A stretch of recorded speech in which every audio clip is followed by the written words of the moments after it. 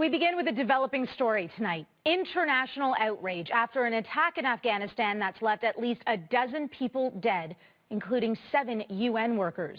2 of them were reportedly beheaded. It happened after an armed group of demonstrators stormed an operations compound in Mazar-e-Sharif. Thousands took to the streets after Friday prayers, and they soon turned violent. A small group scaled the UN compound barrier and killed foreign UN workers inside. Similar protests were held in Kabul and Herat in response to a Florida preacher who burned a copy of the Quran. Pastor Terry Jones runs a small church with extreme anti-Islamic views. He made headlines in the fall for threatening to burn the Islamic holy book. Well, on March 20th, he did it. This is, as you could put it, the desire of the people. This is their chosen form of punishment, and the Quran was found guilty. Jones and his congregation held a mock trial for the Quran before setting it on fire. The whole thing was posted on the internet. Immediately, it sparked a firestorm half a world away. Within 48 hours, Pakistan's president weighed in. At the outset, strongly condemn on behalf of the people of Pakistan and on my own behalf the deliberate discretion of the Holy Quran by a fanatic in Florida.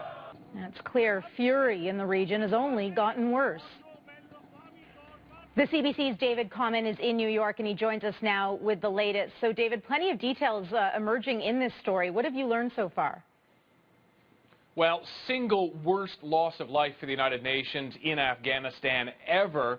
Looking at probably at least 13 people killed, still trying to get to the bottom of it. At least 7 of them foreigners. We understand that 4 security guards were killed, 3 others inside. A Swede, a Norwegian pilot, a woman were amongst those who were killed. Suggestions that 2 of them may have been beheaded. Now, this crowd moved very quickly, climbing the blast walls, going over glass, knocking down the tower, killing the guards at the front, and going inside that building. It happened very quickly. It seems really to have been sparked by the burning of this Quran in Florida, a world away, but a huge impact. Obviously, we're seeing that right now. The history is that this Pastor Terry Jones, who has a very small congregation, really marginalized in that community, has come out and put the Quran on trial, a mock trial, saying that it instigates murder. And they decided that the punishment fitting that crime would be to burn it in their church. They videotaped it. That videotape got out. And clearly it got out into Afghanistan, was noted today by clerics in the Friday prayers. And so when that crowd left that mosque, they left angry and went looking for a target, and the UN Operations Center was just across the street, really. How will this affect UN operations in Afghanistan now?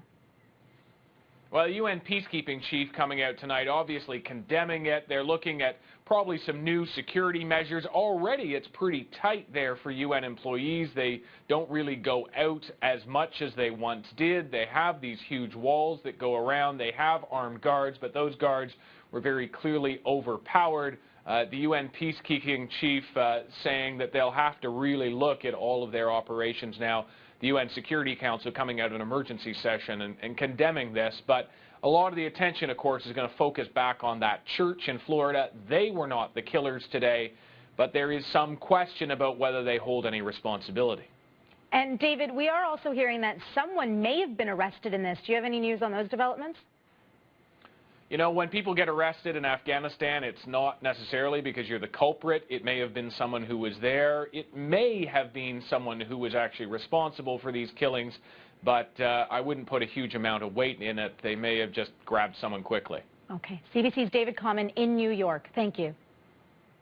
We've heard from Pastor Terry Jones before. He threatened to burn a stack of Qurans last year on September 11th, an event his church called International Burn a Quran Day. It caused widespread outrage and a media frenzy.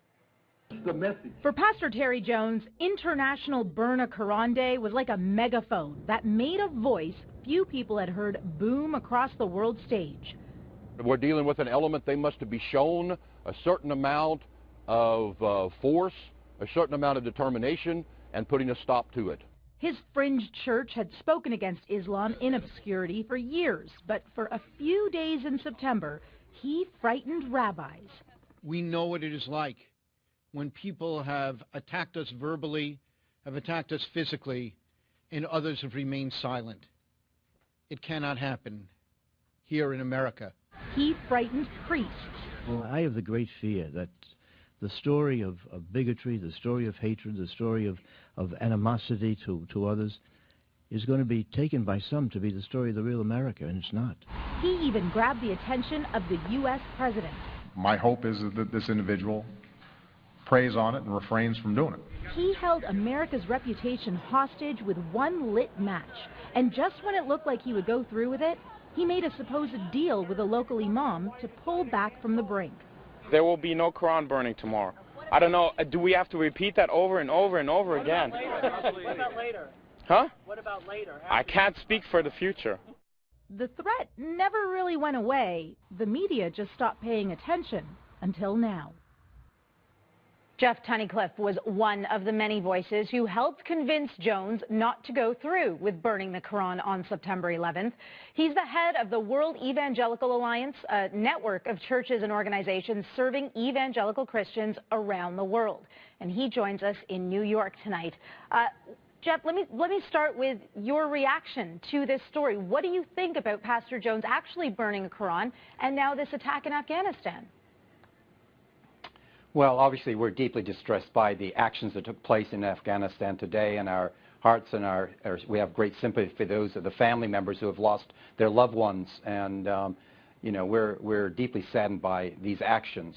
And of course, we're a week and a half ago when Pastor Jones went ahead with this burning of the Quran, this mock trial, we actually came out and condemned that because we didn't think it was reflective. In fact, we know it was not reflective of the true Christian values that we seek to espouse. And so it's a great tragedy of what's happened, this loss of life today. You talked to him months ago. What was your impression of him? And, I mean, what kind of a person is he? Well, you know, we had several conversations with him, and he's obviously a person who has feeling a deep conviction about what he believes. We think he's very misguided. He represents a very small group of people in a fringe church that's not reflective of the overall church. But obviously he has a way of getting attention of the media, and certainly we believe that this was a publicity stunt that's had dire consequences. If it was a publicity stunt, I mean, at least the media in North America wasn't paying attention to this. This actual burning of the Quran seems to have been done pretty quietly.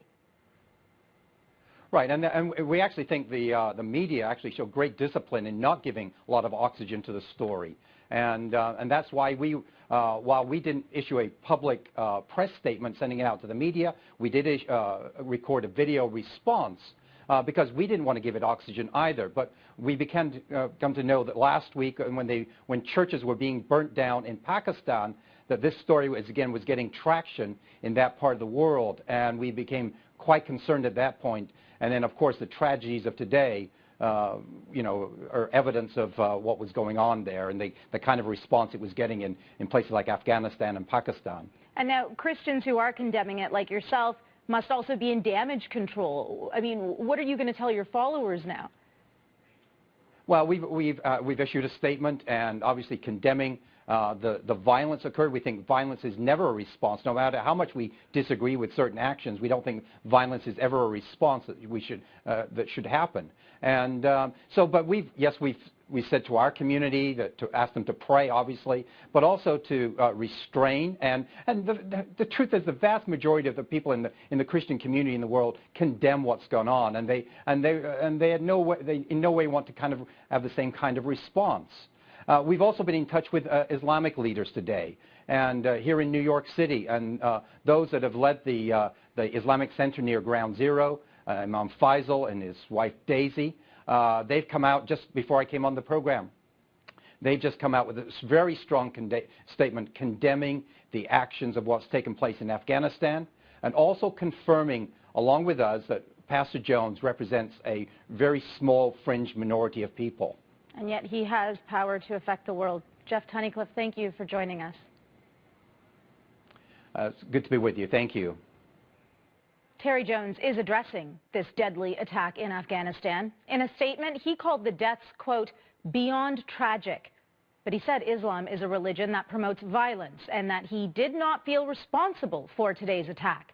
He says, quote, if they did not use the Quran burning as an excuse, they would use a different excuse.